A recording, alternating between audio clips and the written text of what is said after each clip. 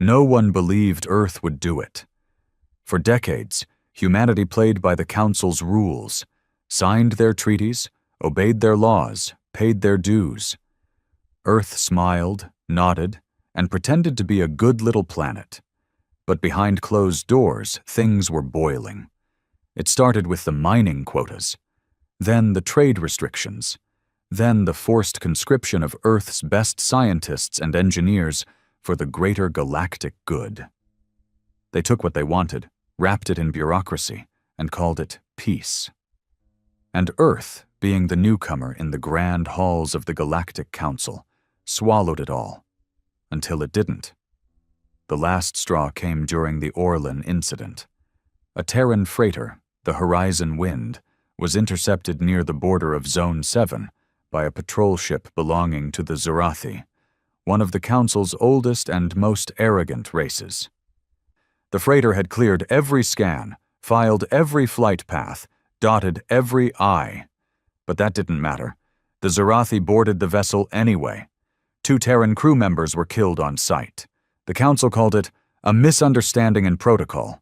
2 human lives, dismissed like a paperwork error. The news spread across Earth like wildfire. Riots flared in New Berlin. Protests erupted in Johannesburg, Neo-Tokyo, and the floating arc cities above the Pacific. People demanded answers, demanded blood. For once, every nation, every faction, every damn squabbling government on Earth aligned under one message: no more. 3 weeks later, the announcement came from Earth's chancellor. Not a politician, not a diplomat. A woman in her 60s, former general, tough as nails and twice as blunt. She stood in front of the interstellar broadcast tower. No script, no hesitation. Effective immediately, Earth hereby withdraws from the Galactic Council. All treaties are null. All borders are closed. Any unauthorized presence in Terran space will be treated as a hostile act. The transmission cut without fanfare. No debates, no negotiations, just silence. And then? The universe panicked. The council chambers on Mylian Prime went into full lockdown. Emergency sessions were called.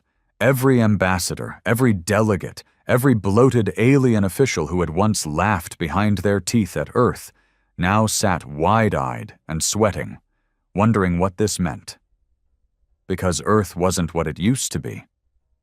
In the shadows of council control, humans had evolved, militarily, technologically, ideologically, quietly. While the council thought they were milking a naive little planet dry, Earth was building something else. It had learned fast, faster than any species in the last 3 council cycles. It had developed tech even the high-born Aurelian minds couldn't decipher. It had fleets that didn't exist on any official records. And worse, Earth had nothing to lose. That's what terrified them. Within days, Terran ships vanished from shared space. Every human outpost blinked offline. Terran satellites blacked out council surveillance grids with precision. Every council-affiliated installation on Earth soil was abandoned or burned. And just like that, Earth became a ghost. Some thought it was overreacting. Others said it was just posturing. But one thing was certain. The silence was louder than any declaration of war.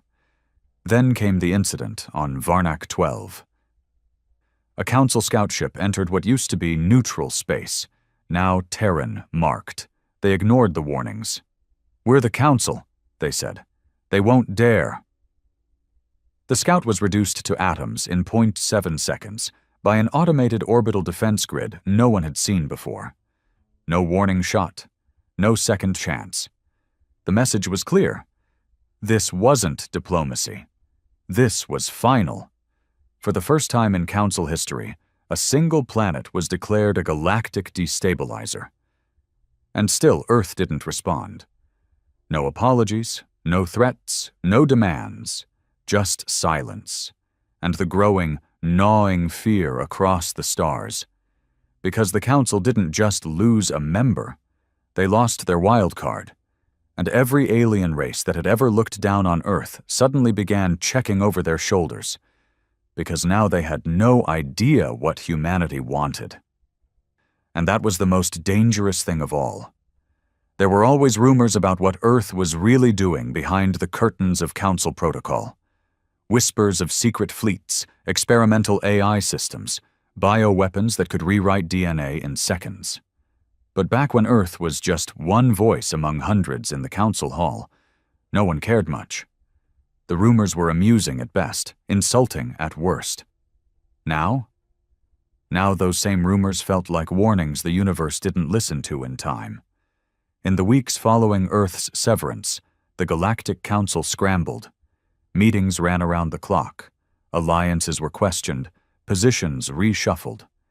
The species once confident in their place, the Devar, the Yultri, the Everin, started watching their backs. But no one was more shaken than the Zerathi. The Zerathi had always been at the top. Their empire was one of the oldest in the galaxy, militaristic, aggressive, and utterly convinced of their superiority. When they killed those 2 Terran freighter crew members, they expected Earth to bark and whimper like it always had. Instead, Earth left the table and slammed the door on its way out. Now Zerathi space buzzed with unease. Admiral Serex of the Zerathi Third Fleet paced along the bridge of his warship, the Karnak's Dominion. The room was silent, every officer on edge. They hadn't heard a single Terran transmission in 17 days. But Earth's silence had weight. It wasn't passive. It was deliberate. "Status on the orbital scans of Sol?" he demanded. A lower officer, barely out of training, spoke without looking up. "Still dark, sir. All automated probes have been intercepted or destroyed. Long-range drones can't penetrate their stealth field. We're flying blind. Flying blind over Earth. That would have been a joke a year ago. Now it was terrifying.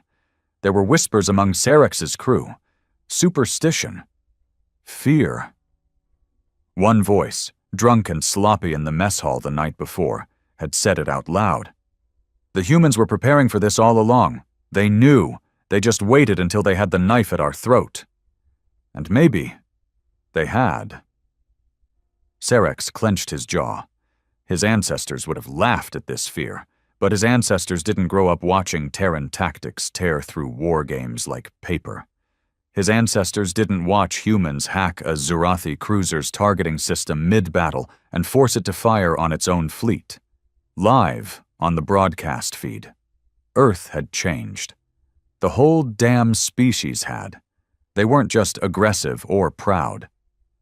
They were patient, focused, dangerous in a way that was harder to track than missiles or fleets.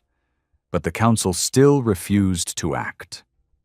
In the Tower of Assembly on Malian Prime, the core members of the Galactic Council had spent the last 30 days locked in debate. Dozens of alien races, some sleek and elegant, others towering and grotesque, sat at the great table, arguing, shouting, accusing. Earth's absence had left a power vacuum, and every species now feared it would fill the wrong way. The Auran delegation, always political and painfully slow, proposed a diplomatic envoy, one last attempt to re-engage Earth.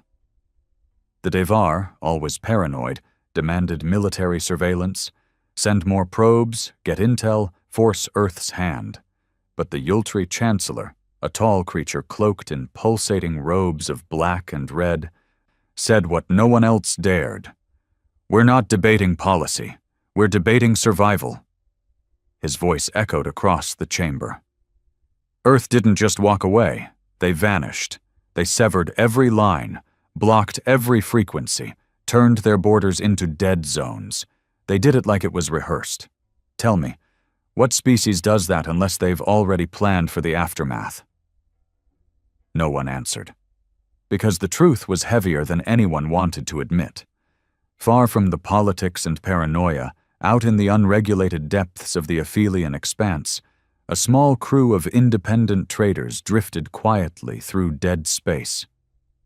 Their ship, the Tessan Wraith, wasn't military, wasn't registered. Just smugglers trying to stay alive in a galaxy spinning toward chaos. But they had a secret. A human. Not just any human. A former Earth fleet officer, now in exile. No one knew why he'd left Earth, and he sure as hell wasn't answering.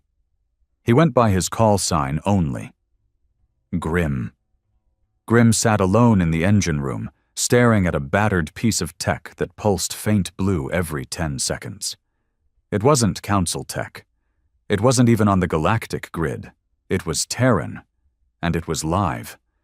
The ship's captain, a four-armed Varelian named Tox, approached carefully. He never felt comfortable near Grim, not because of his species, but because of his silence. Grim never spoke unless necessary, never smiled, never blinked when someone lied. "You feel it, don't you?" Tox asked, voice low. Grim didn't look up. "Feel what?" Tox hesitated. "Like something's coming." This time Grim looked at him, not with fear, with pity.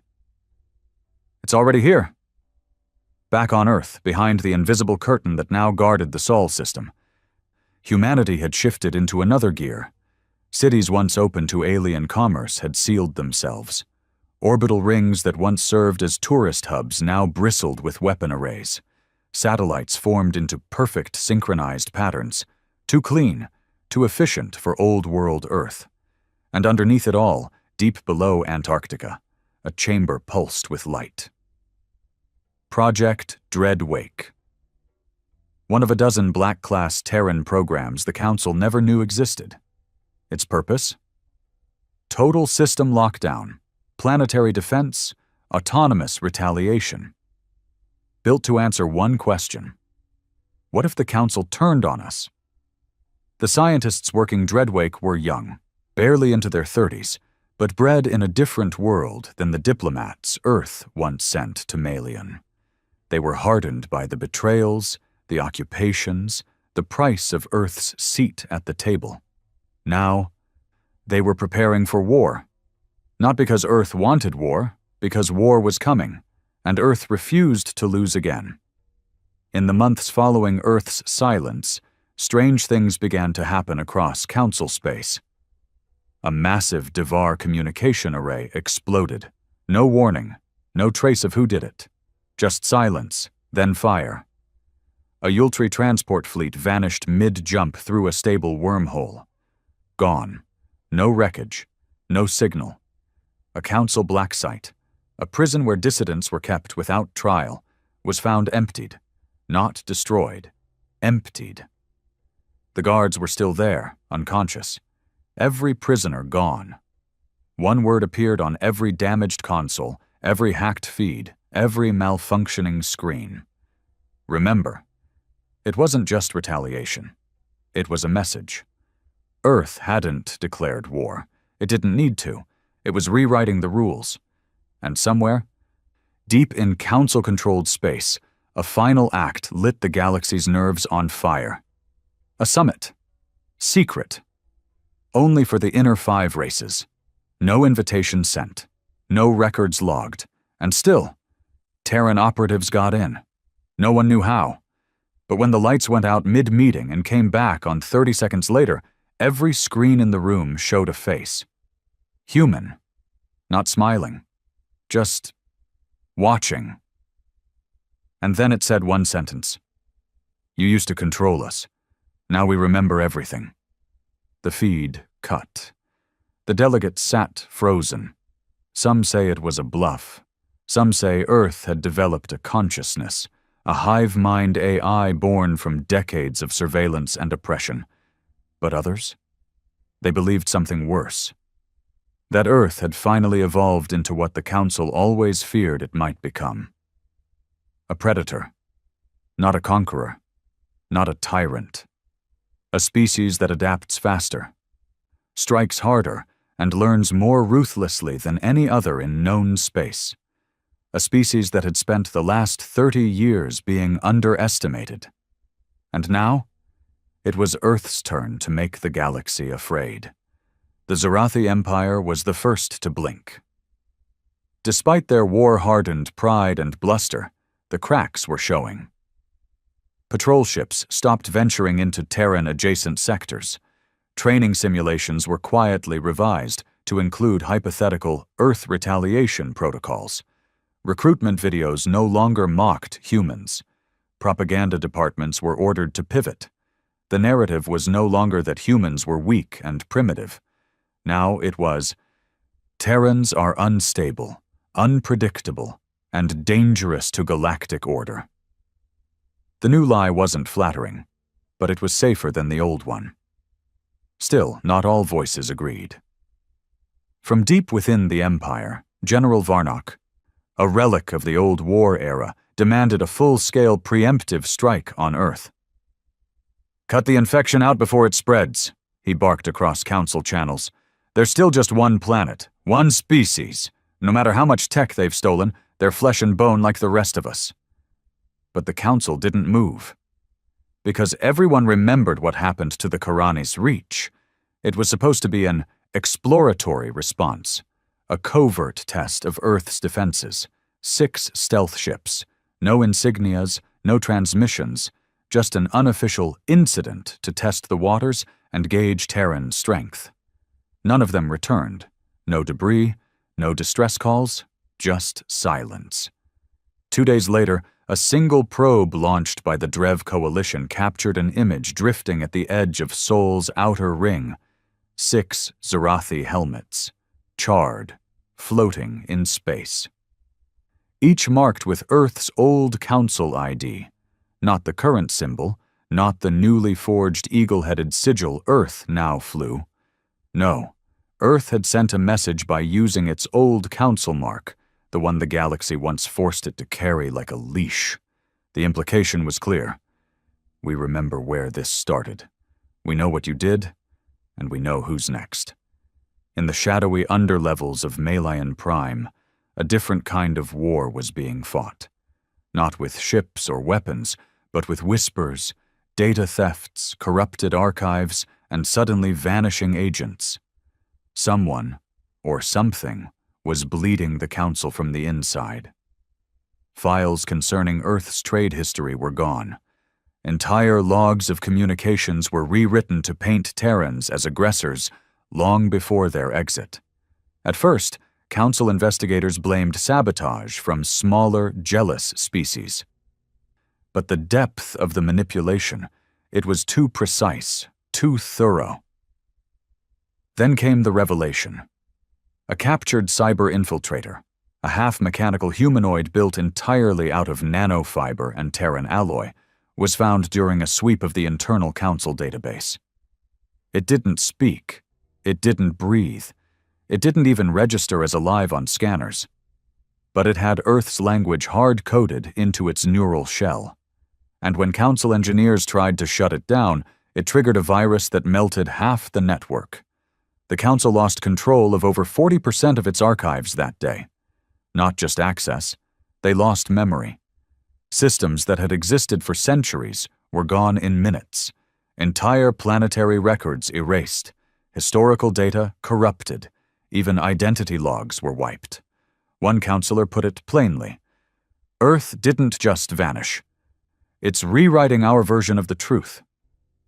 Far from the political paralysis, on the backwater moon of Dret 5, a mercenary named Halleck stood staring at a hologram glowing over a table full of weapons. Around him, a crew of battle-scarred bounty hunters gathered, smoking and watching the image flicker. It was a bounty posting, high tier, untraceable origin, no sender, just a face and a name. Grim. And next to it, the Earth Fleet insignia, scratched through with a red line. Halleck scratched his jaw. "That's the third bounty this cycle with a Terran target," he muttered. "What's Earth doing sending its own to die?" But the others weren't so sure. One of them, a crusted-up Norelian with half her face replaced by cybernetics, leaned forward. "Who said the bounty came from Earth?" No one answered. Because the deeper truth was obvious now, no one knew what Earth was doing anymore. And worse, no one knew who Earth still considered its own. Back in Seoul, the skies above Earth were no longer the peaceful web of commerce and satellites they once were. The orbital ring, once a marvel of civilian infrastructure, now glowed red with thousands of synchronized defense drones, their code laced with Earth's new AI, Project Vigil.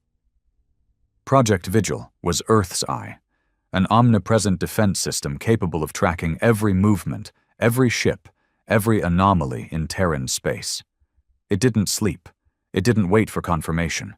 It was programmed with a single command: do not let them in. And if anything crossed the invisible line drawn around the Sol system, Vigil reacted in less than 2 seconds. But Earth hadn't just prepared for defense. Deep in Mars's underground bunkers, a different project was taking form. Project Whisper. Where Vigil was the shield, Whisper was the knife. A fleet of silent ships. No heat signatures, no transponders. Built with Terran alloy coated in quantum camouflage that didn't reflect light or time. Ships not meant to defend, but to disappear, infiltrate, and destroy. Whisper wasn't designed for planetary invasion. It was built to cut off the head of the snake. If war came, Earth wouldn't wait for the Council to strike. Whisper would already be inside their capitals, already watching, already waiting. On a quiet asteroid field near the ruins of an abandoned Council outpost, a lone ship drifted. Inside it, Grimm sat alone, staring at a blinking beacon. It was time. He reached under the floor panel and pulled out a small case. Inside, an old Earth Fleet badge. The metal was scratched, the lettering worn. But the message on the back remained, etched in Terran steel. We are not slaves, not anymore. He stood, pulled the case's other piece out, a data shard glowing with crimson, and then he activated it. Across the galaxy, sleeping agents, humans long thought exiled, abandoned, or lost, received the signal. Old friends, old enemies, all awakened. Every one of them had once been part of Earth's buried projects, those who disappeared after the Council began harvesting talent for their needs. Earth had taken them back, and now Earth had work for them. By the end of the 3rd month, panic turned into chaos. Minor races aligned with the Council began defecting. Small trade unions in the Mid-Rim declared independence. Fringe colonies stopped paying Council dues. Pirates began hijacking Council convoys instead of fleeing from them. Order, the thing the Council prided itself on, was collapsing. Because no one believed the Council could protect them anymore. Because Earth had exposed something no one wanted to admit. The Council never had real power. It had control. And now that control was gone. Even inside the Council itself, fear turned inward. The Yultri began purging their own intelligence networks. The Devar started deploying battleships along their own internal borders. And the Zurathi? They quietly offered peace talks to Earth through unofficial back channels. But Earth didn't answer. Earth didn't speak. Earth watched. And the longer the silence stretched, the worse it got. Because now the galaxy understood something horrifying.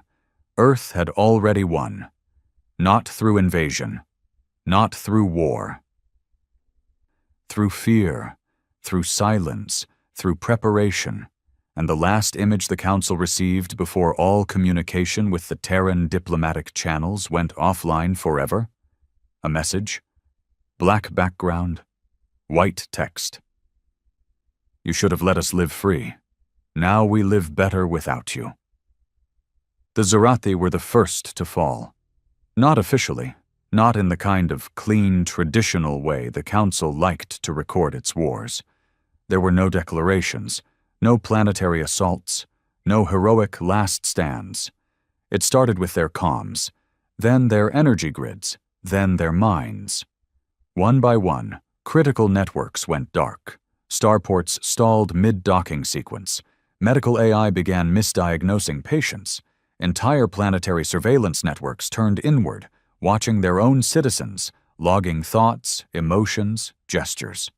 At first, Zarathi analysts believed it was an internal hack, but it wasn't. It was Echo, an Earth-developed cognitive warfare program designed to infiltrate and paralyze not just infrastructure, but trust. It didn't bomb cities or crash ships. It turned species against themselves by making them think the threat was within. Echo was Earth's quietest weapon. By the time Zarathi leadership realized what was happening, one of their high command counselors had already been executed for treason based on falsified logs Echo planted. The next two resigned within a week. A civil schism sparked not because of war, but because Earth convinced the Zarathi to fear each other more than the enemy they couldn't see. Meanwhile, Earth said nothing. Earth claimed nothing. Earth simply erased a military empire without firing a single shot. In the void between systems, far from any known star chart, Project Whisper came alive. 5 Terran vessels, all cloaked in distortion fields so advanced even gravity had trouble noticing them, deployed in silence. No engine trails, no energy signatures, no comms. Their destination? The capital system of the Evrin Ascendancy, one of the last loyal species to the Council and proud authors of the original charter that once subjugated Earth into observer status for its cultural underdevelopment. The Ascendancy was arrogant. It had always seen humans as useful tools, plentiful, flexible, expendable. When Earth broke away, the Evrin were among the loudest calling for a response. Now they were on Earth's list. The Terran operatives aboard the Whisper fleet didn't wear insignias.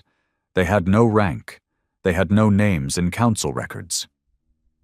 They moved like shadows, and they carried a single objective burned into their implants: silence the mouth that spoke chains. What followed wasn't an invasion, it was a surgical obliteration. The Whisper fleet infiltrated Evrin orbit, bypassing 6 defense stations and hundreds of patrol drones by mimicking old council transport codes. No alarms were triggered. On the surface, the Ascendancy's capital city lit up for its Unity Day, a celebration of the Council's founding. Parades, holograms, fireworks. The Terrans didn't target civilians. They didn't destroy infrastructure. They only went for one building, the Spire of Doctrine, the heart of Ascendancy power, the origin of the Charter, the seat of the Grand Doctrine Keeper. It took exactly 4 minutes and 23 seconds for the spire to collapse. 4 minutes.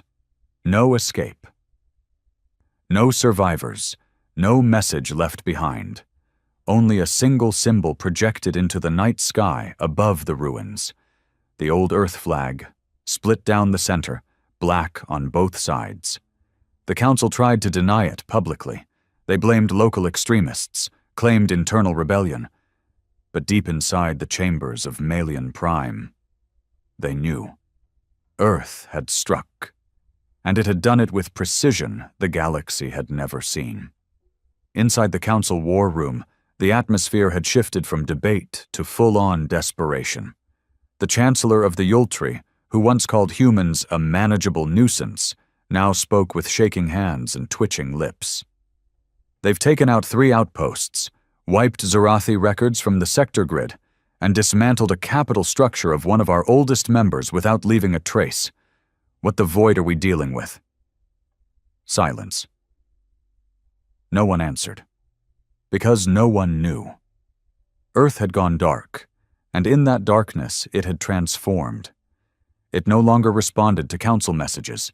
It no longer abided by universal time signals. It had, in effect, unplugged from the galaxy's operating system and written its own. They've declared war, another counselor said. No, came a slow reply from the Drev ambassador. If they'd declared war, we'd be dead already.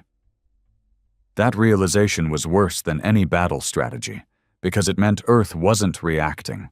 Earth was planning.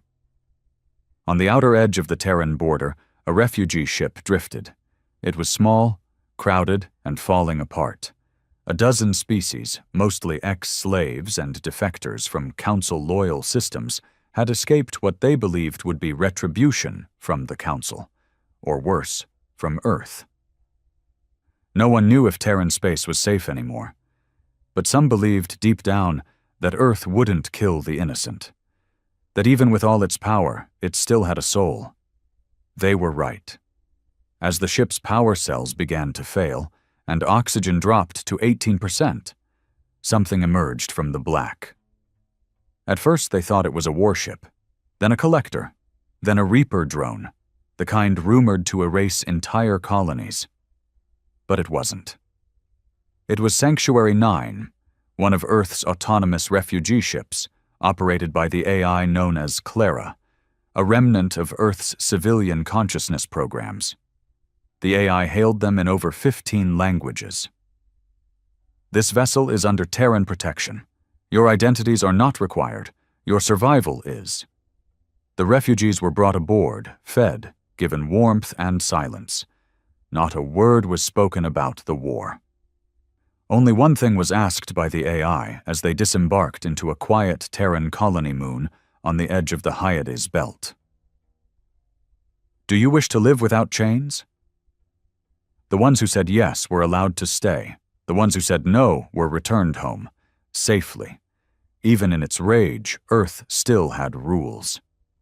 Back on Melian Prime, Council delegates now wore armor beneath their robes. Security tripled. Private guards replaced Council enforcers. Panic had become procedure. And then, the final breach. Every screen, every datapad, every personal communication unit on the Capitol flickered for 12 seconds. In that time, a video played. It showed footage no one had ever seen. Earth's colonists on a distant moon being gunned down by Zerathi troops during stability training.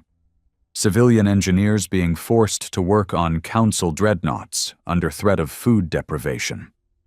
A human child crying on a station floor while a Yultri officer walked over them. And then a voice, clear, human, unfiltered. You taught us to kneel. You broke our backs while feeding us promises. You used us, erased us, mocked us, and called it peace. We wanted to be part of the stars. You turned us into a tool. Now we remember. And you will too. The video ended. The message was signed only. Sol. That same night, 5 more Council-aligned colonies declared neutrality. 2 requested Terran observers to ensure peacekeeping during transition. 1, the Lurvian homeworld, sent a formal message to Earth asking for an alliance. No reply came, because Earth had already moved on to the next target, and that target was Melian Prime.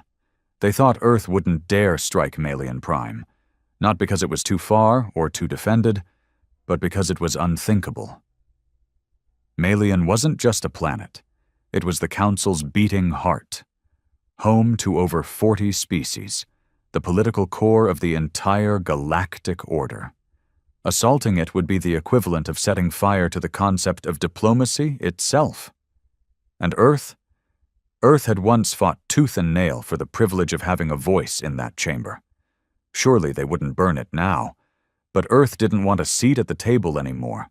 Earth wanted to flip the whole damn table over and crush everyone still sitting at it. The attack began without a warning. Not even a shadow on the radar. Not a ripple in space.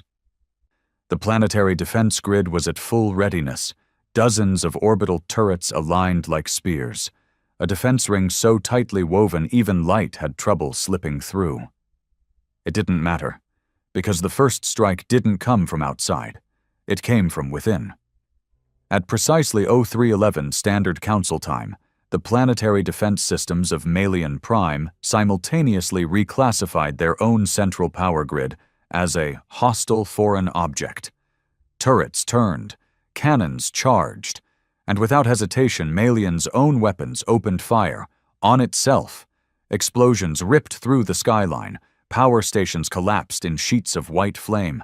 Entire defense satellites self-destructed with a soundless boom, scattered over the atmosphere like burning confetti. In 38 seconds, Malian Prime lost 70% of its orbital defenses. By the time the alarms blared, it was already too late. Inside the council tower, delegates screamed. Sirens howled through marble halls. Elite guards scrambled through corridors, rifles half-charged, shouting over each other. A few officials barked for shuttles. Others collapsed where they stood. The building trembled. And then the blackout hit. Across the city, total darkness. Every screen, every datapad, every implant-linked lens flickered out. Then back on. One screen. One message. Across every device, every console, every terminal. You made us bleed. Now we return the favor. The council knew. It was Earth, and the strike had only just begun. In the upper atmosphere, a fleet shimmered into existence. Not dropped out of warp. Not arrived in the conventional sense. It shimmered like it had always been there. Hiding in a fold of space Melian's sensors couldn't read. They were black ships. Silent, blade-shaped, nothing like Earth's old colony cruisers or diplomatic escorts. These weren't ships meant to travel or defend. They were meant to erase. And at their lead was the one vessel the Council had feared in whispers. The Revenant. Unregistered. Untraceable. Thought to be myth. Supposedly Earth's ghost flagship, crewed by operatives who no longer answered to rank or nation. Only one word marked its hull. Saul. From the Council Tower's emergency command bridge, chaos reigned. They're not answering hails. Who authorized the defense grid to stand down? Where is the Chancellor? They're jamming planetary distress. Then came the second wave. But again, it wasn't missiles, not plasma, not traditional warfare. It was sound. From the sky, a low-frequency signal pulsed through the atmosphere, harmless to most life forms, but to Council implants, augments, neural links, it was devastating. Delegates clutched their heads, screaming. Implanted aids collapsed, foaming. Tactical AI shut down mid-command. Medical bots spun in circles. Entire central systems seized like struck nerve endings. Earth had built weapons for the body, yes, but they had also built weapons for the mind. And Malian was tearing itself apart. In the streets, panic turned to stampede. Civilians, Council loyalists, families, staff, ran for shelters. But there were no escape orders, no broadcasts. Earth had sliced clean through every channel. Not with force, but with knowledge. They knew the Council's evacuation drills. They knew the fallback points. Because Earth helped write them decades ago, when it was still playing servant, and now every escape route was either blocked, jammed, or overwritten by false signals. One evac shuttle, meant for VIPs, launched and immediately exploded in mid-air. No Earth ship had fired. The shuttle had been turned against itself, redirected into its own defense field. The message was clear. No one escapes the consequences. Back on the Revenant, the command deck was silent. No cheers, no shouts, only calm execution. The operatives wore matte black armor with no visible rank. Their faces were covered. They didn't speak unless required. Only one of them, the mission leader, sat at the central command interface. She was older than most of her team. Scar over one eye, spine replaced with Terran alloy. She'd been there during the Council tribunals that sentenced Earth's early resistance leaders to exile. Her name wasn't known anymore. Her call sign was Torch. She watched the screens. No rage, no glee. Just focus. Phase 3, she ordered, and the Revenant launched its payload, but not a bomb, not troops, data, encrypted black files filled with Council secrets, mass cover-ups, war crimes, genocide orders, and most damning of all, documents proving Earth had been intentionally suppressed by the Council from the moment it joined. All of it beamed down into the open frequencies, directly to the people of Malian, and across the galaxy. Broadcast, unstoppable, in every language. Truth became the weapon Earth wielded now, and it was sharper than any blade. In a bunker below the council tower, a single delegate, an old Aquan diplomat with algae-colored skin and 6 fingers, sat staring at the cracked wall where his emergency comms screen had been. All he could whisper was, "We shouldn't have made them choose between peace and pride." Meanwhile, in Earth's high-orbit command, deep inside the cloaked Atlas station, the operation unfolded without emotion. General Sierra stood before a sea of holograms showing chaos erupting across Malian. Her aides flanked her, quiet. She turned to her strategy director, a quiet man with sunken eyes and a half-sleeve of tattoos running down his arm. Each symbol from a different Earth resistance movement, long dissolved. "Status of the ground forces?" she asked. "They're not needed, ma'am," he replied. She nodded. Of course not. The point had never been occupation. The point was decimation of the old order, not just structurally but psychologically, and Earth had done it. No empire falls all at once. But when its capital burns from the inside, that's when fear spreads faster than fire. By sunrise on Malian Prime, the council was done. No official announcement came. But when a dozen delegates boarded stolen ships and fled the planet without coordination, when the Ascendancy publicly declared its withdrawal from the council the next morning, when council emblems were ripped from buildings and trampled by civilians chanting Terran slogans, it was done. The Galactic Council was not destroyed by Earth. It was humiliated into collapse. And Earth didn't ask for tribute, didn't demand submission, didn't raise a flag. Earth walked away, leaving Melian burning behind it. Later, far from the wreckage, a private encrypted message appeared on secure Terran frequencies from the operatives aboard the Revenant. Simple, clean, 8 words. Malian has fallen. The stars remember now. The fall of Malian Prime was not just the collapse of a planet, it was the death of an idea. For centuries, the Galactic Council had ruled with one hand gripping the law and the other clenched around silence. They dictated peace, enforced order, and called it unity. No one questioned the Council because it had always been there. But now? Its heart was dust, its chambers empty, and its laws irrelevant. The galaxy had awakened, not to a new government, but to a vacuum. One Earth had cracked open with such surgical cruelty that no one even thought of stepping forward to take the Council's place. The silence in the aftermath was louder than all the explosions combined, and Earth didn't claim the throne, it ignored it. That terrified the galaxy more than anything, because conquest they understood, but indifference? That was power. In the weeks following the Malian attack, species once loyal to the Council scrambled for position.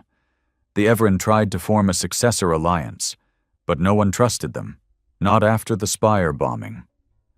The Devar returned to their fortified core worlds, sealing their borders and broadcasting neutrality. Trade routes fractured, travel collapsed.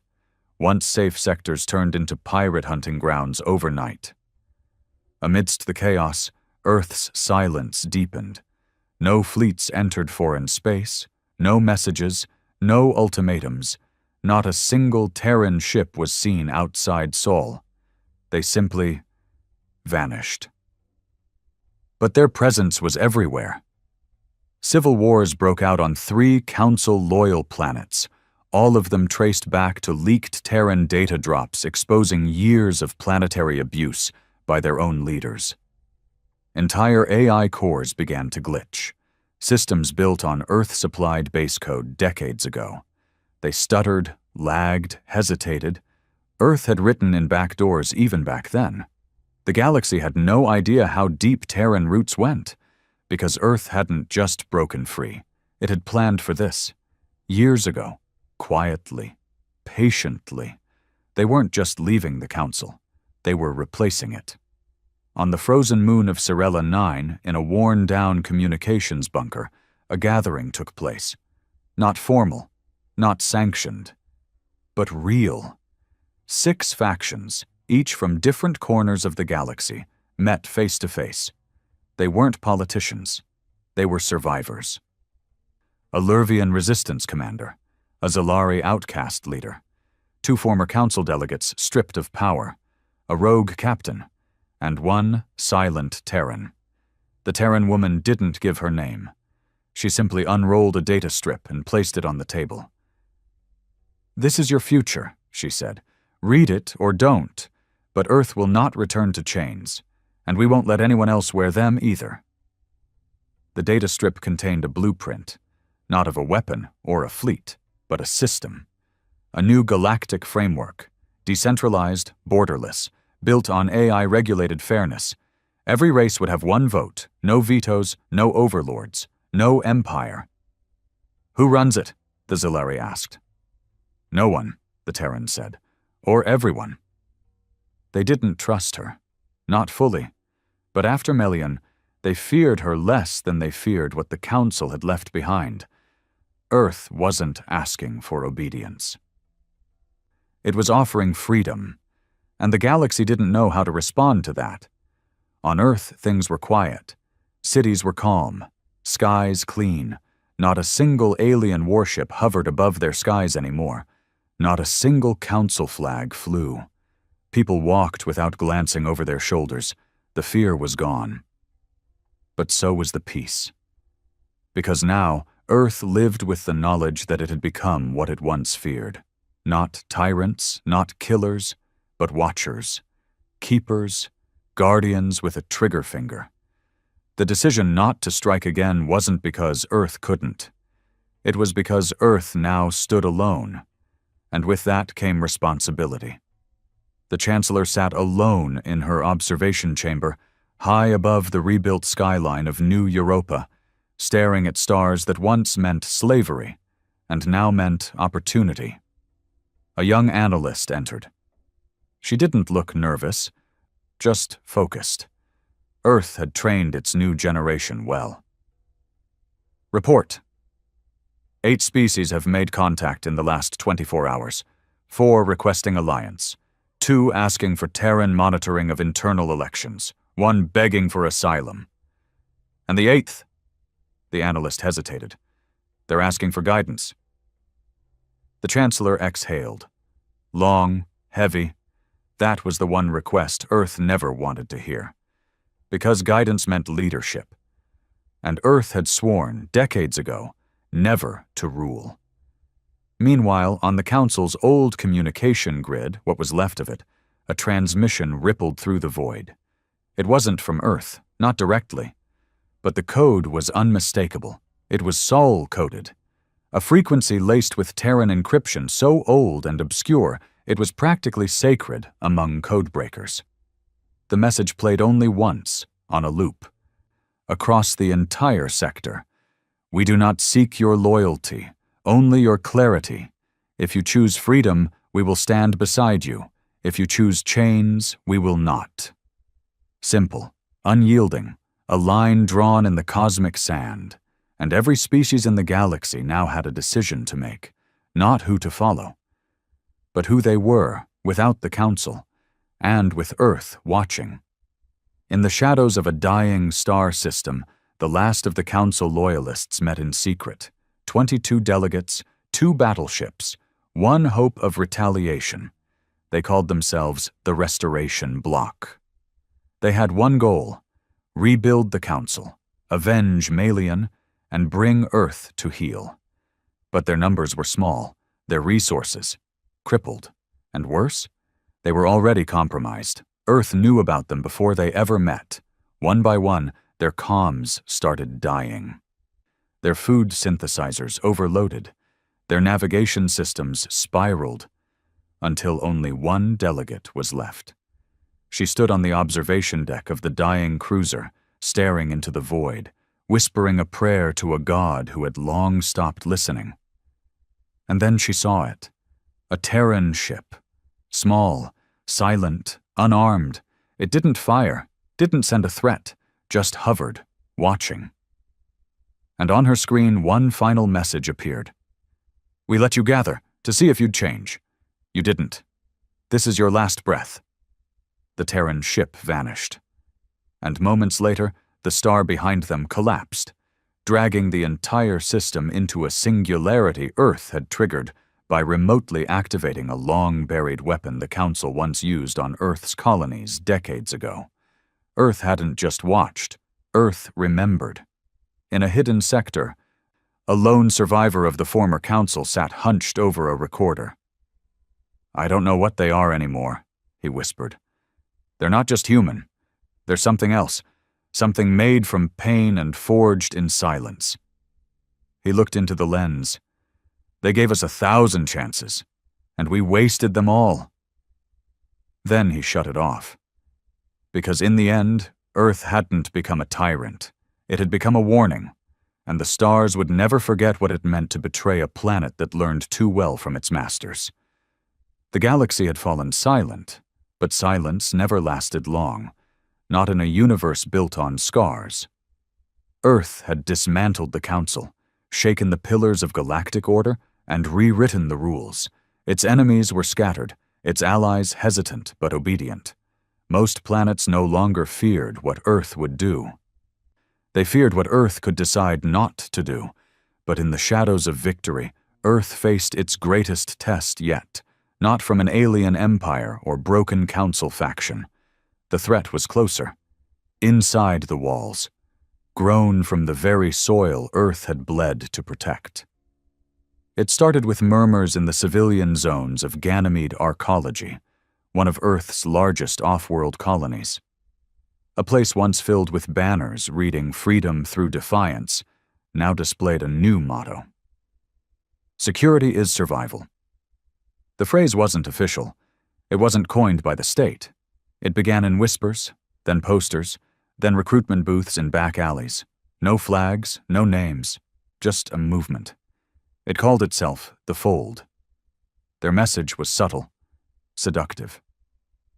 "We won," they said. "But what's the point of freedom if we don't control what comes next?" They didn't reject Earth's power. They wanted to own it. They praised the dismantling of the Council, but claimed Earth was too merciful. "Why not finish it?" they asked. "Why not reshape the galaxy in our image now that they finally fear us?" And slowly, people listened. Because fear was exhausting, and control was easy.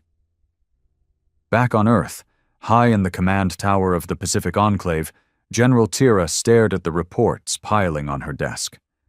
She hadn't slept in 3 days.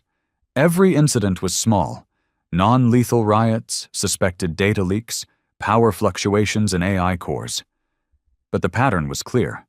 Someone was poking holes in the armor, from the inside. "What do we know about the Fold?" she asked, her voice low and cold. Her analyst leaned forward, hesitant. "They're Terran-born. Former fleet, ex-Council defectors, some exiled scientists. Ideologically splintered but unified around a core belief. Earth should lead, not observe. Dominate, not protect. Do we have a central node? No. They operate in fragments, whisper style. But we found something concerning." He handed her a pad. On it, a manifest. Codename: Project Crucible, a rogue program, built on fragments of Earth's own AI infrastructure, based on Vigil but stripped of all ethical blocks. It wasn't just a surveillance AI. It was a tactical governor, capable of overriding civilian control systems, seizing fleets, even rerouting entire energy grids. If deployed across even half of Earth's network, Crucible wouldn't just secure Earth, it would own it. Sira's eyes narrowed. "And they're trying to activate it?" The analyst nodded. "In 2 weeks. Location: Mars Underground Relay Hub 7. Sira stood. "Then we end this before it becomes our next Council." On Mars, beneath layers of terraformed soil and abandoned mining sectors, Hub 7 lay dormant on the surface, but alive below. The Fold had taken it in silence. No battles, no alarms. They slipped in under the guise of maintenance, rewired its cores, and now ran silent tests under thousands of kilometers of rock and metal. At the center stood a man who once wore Earth's colors. Tall, charcoal gray uniform, no insignia. His voice was calm, calculated, not angry. That's what made him dangerous. His name was Kellen. He wasn't interested in revenge. He wasn't seeking payback from the Council. In fact, he agreed with everything Earth had done. But in his eyes, Earth had stopped halfway. "We kicked the door down," he said, addressing his operatives. "And then we walked away." His voice echoed through the dimly lit chamber, every eye locked on him. "The Council ruled through control. We can rule through structure. The galaxy is lost, broken, desperate, and Earth is too afraid of becoming what it destroyed." He turned to face Crucible's interface, half complete, glowing with eerie light. "That's why we need Crucible, because chaos doesn't fear liberty, it only fears control." The Fold clapped, not as zealots, as believers. But Earth was already moving. 3 cloaked ships, each carrying elite anti-subversion teams, entered Martian orbit under blackout protocols. On board, operatives trained not for battle, but for containment. Earth didn't want war with its own. But Earth would not let itself fall. Leading the teams was Commander Lisa, a veteran of the Whisper program. Her face was marked with old plasma scars, but her eyes were sharp as ever. As she landed, she turned to her squad. "Minimal casualties. No show of force. We shut them down, take Crucible offline, and make sure this ends quietly." "And if they resist?" someone asked. Her response was colder than the Martian ice fields. "Then we remind them why the galaxy fears us." The infiltration started smoothly. Silent takedowns, communication cuts, power reroutes. By the time the Fold realized they were under assault, half of their people were unconscious. But Kellen had expected this. He stood before Crucible's core, fingers hovering over the final activation node. Outside, red lights flashed, gunfire echoed, but he was calm. Because Crucible wasn't a weapon of war, it was a decision engine. He input the last command. A soft chime echoed. The screen turned black, then words appeared. "Crucible online, awaiting authorization." Just before he could speak, the door behind him blew open. Shrapnel, smoke, noise. Lisa entered, weapon raised, but she didn't shoot. Kellen turned slowly, arms raised. "You're too late," he said. "Crucible won't respond to your voice," she snapped. "We locked it out at code level." "You misunderstand," he said. "I don't want control. I want the choice." He pointed to the screen. A blinking prompt. Gortuam. Awaiting majority consensus, Fold and Terran command. A joint vote. Kellen had designed Crucible not to seize control, but to force the question Earth was too afraid to ask. Do we take the galaxy or let it fall? Lysa stared at him. "You think we can vote on domination?" He shook his head. "No. I think we can't afford not to." The room fell silent. The Fold operatives stopped resisting. Some dropped weapons, some sat on the floor, not out of defeat, but because they too had doubts. The war was over, but now came the harder question. What happens when the only ones strong enough to lead refuse to? Back on Earth, the Chancellor received the report. Crucible was secured, no casualties, but the message was clear. The idea of control, Terran control, wasn't going to vanish just because they pretended not to want it. She walked alone through the Hall of Archives that night. No cameras, no aides, just her and the ghost of every decision they had made. And she whispered to herself, "We broke the chains, But did we bury the keys? Elsewhere, in the quiet of the stars, the galaxy watched, not in fear, not in hatred, but in hope. Because for the first time in generations, their future wasn't being written in the halls of Melian or the claws of some ancient empire. It was being written in the tension between strength and restraint, between power and memory, between the Terrans who could take everything and those who chose not to. But Earth was changing. And the question now wasn't whether the galaxy would follow. It was whether Earth itself would remain one voice or split into the very empire it once destroyed. For the first time in recorded galactic history, the universe was not under the thumb of a central authority. The Council was dead, its statues shattered, its emblems burned, its laws obsolete. Earth hadn't just broken the chains, it had melted the very forge that made them. And yet, despite the power Earth now held, despite the fleets in silence, the AI-guided satellites, the eyes watching from behind cloaked stars, they did not take the throne. They let it rot. And because of that, something else saw a window. Something watching, something waiting. It came from outside, not from the fractured territories of the Council, not from the outer mid-rim syndicates or scattered fold sympathizers.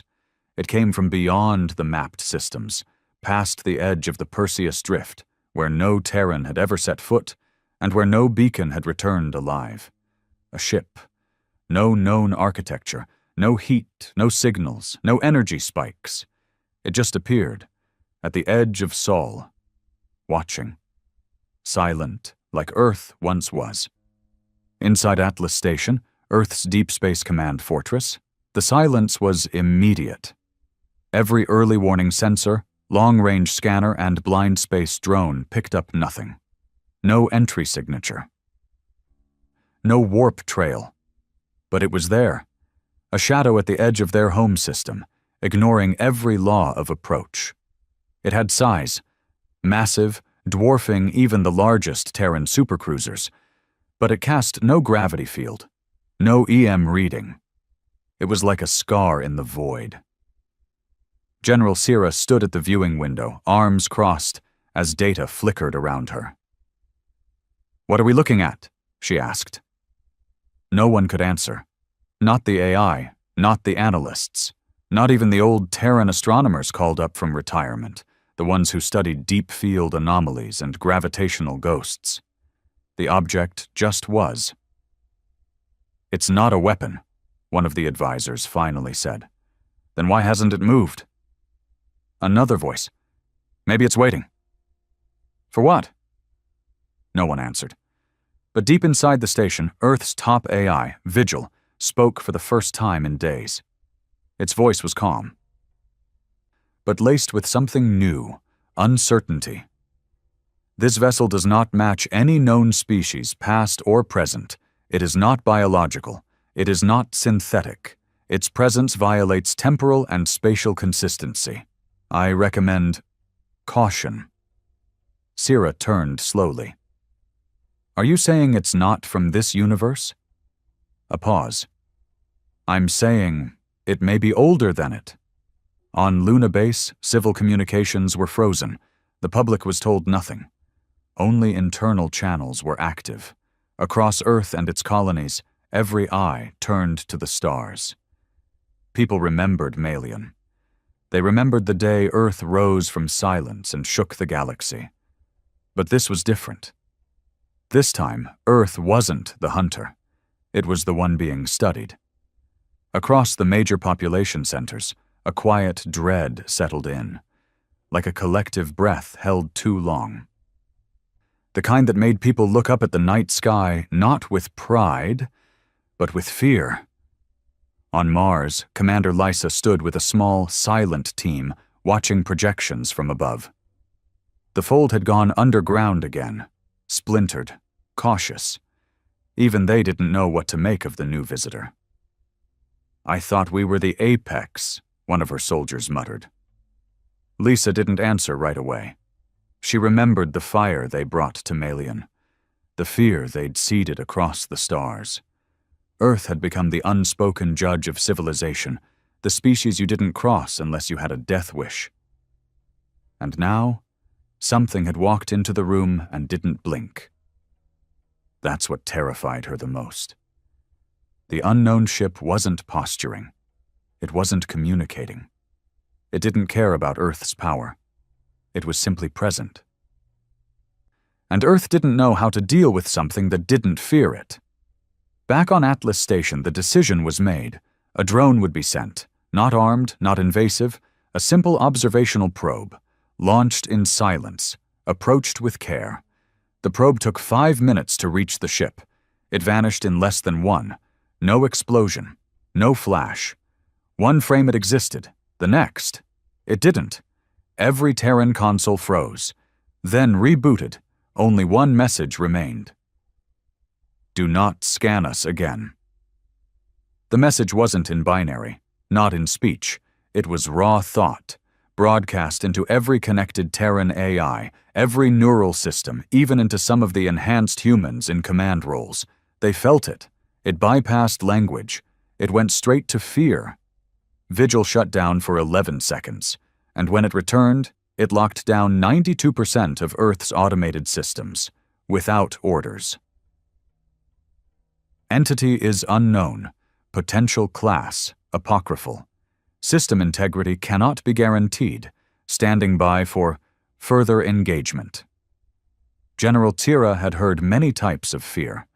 This was the first time she heard it from a machine. Across Earth, the debate roared behind closed doors. Strike now? Send the fleet? Ignore it? Wait? But the Chancellor was quiet. She stood in her chamber, eyes fixed on a hologram of the ship, rotating endlessly. It didn't pulse, it didn't shift, it just watched. She turned to her aides. We taught the galaxy that silence is not weakness. And now? One asked. Now we see what it taught in return. She paused. Send a ship. Her aides went pale. Not a warship, she added. A Terran-class diplomatic carrier. Human crew, no weapons. Ma'am, if they destroy it, then we know who they are. 3 days later. The ship was launched, the Eidolon, crewed by volunteers, veterans, diplomats, linguists, scientists. Its mission wasn't survival, it was acknowledgement. And as it drifted closer to the object, every Terran system watched in silence. The object didn't move, didn't threaten, until the Eidolon reached within visual range, and then, for the first time, it responded. Not with weapons, not with words, but with a doorway. A light opened on its side, a tear in its surface, an invitation, and the Eidolon entered. The moment it did, all Terran monitoring stopped. No signal, no visual, just black.